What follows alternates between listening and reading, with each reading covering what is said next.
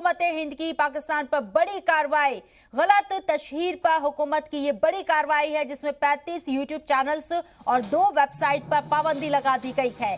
पाकिस्तान की फंडिंग से चलती थी मुल्क मुखालिफ खबरें। ये बड़ी खबर हुकूमत हिंद ने पाकिस्तान पर ये बड़ी कार्रवाई की है जिसमें गलत तशहीर पर हुकूमत ने बड़ी कार्रवाई करते हुए 35 यूट्यूब चैनल्स और 2 वेबसाइट पर पाबंदी लगा दी है।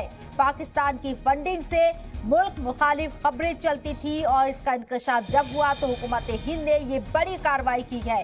पाकिस्तान के खिलाफ ये बड़ी कार्रवाई 35 यूट्यूब चैनल्स और 2 वेबसाइट पर पाबंदी लगा दी गई।